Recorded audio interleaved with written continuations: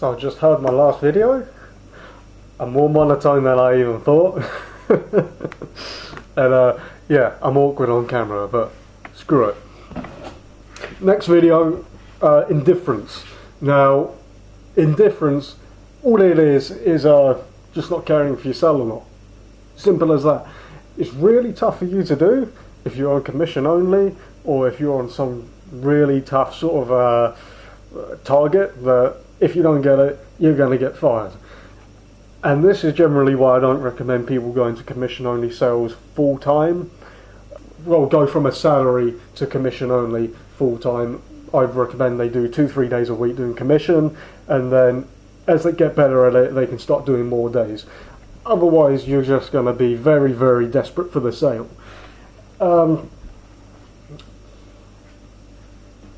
It's funny because you go to a lot of sales jobs and they teach you ways to take control of the sale and use assumptive closing and stuff, which don't seem indifferent.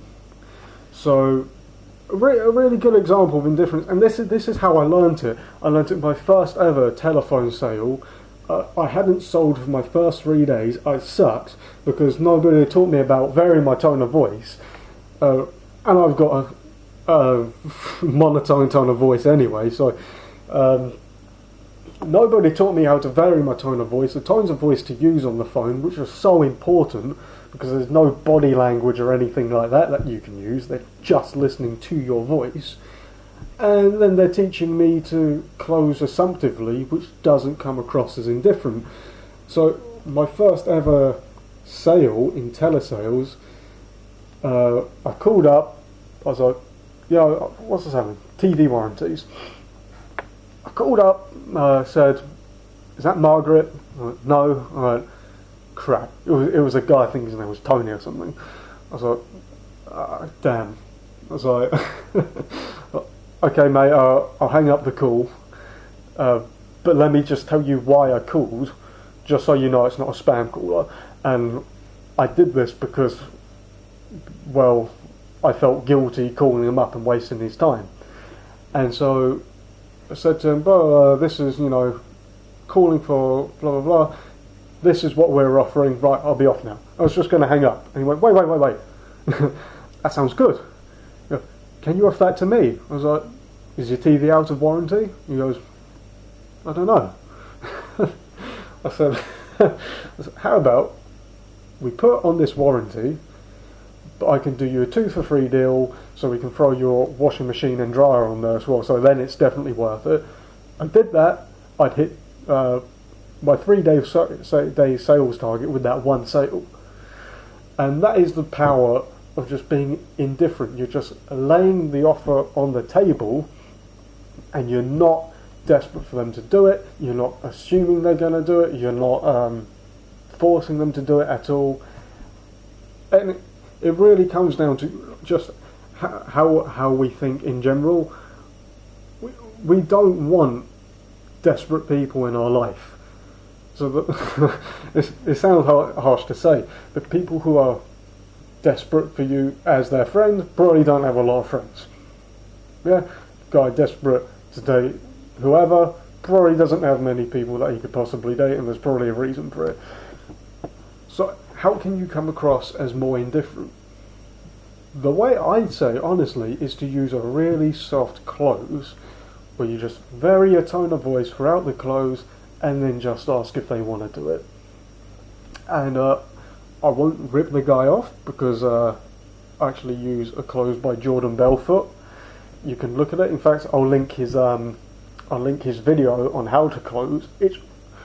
It's good, guys. I mean, like, seriously, that video, it took my closing ratio from like 5-10% to like 40 to 60 on like a standard day. It is really, really good. And that's how you come across as indifferent. You don't, like, every company I've been to, they've said, you close like saying, "I take it you want to do it too," or, "Right, so when would you like to start that? This month or next month?"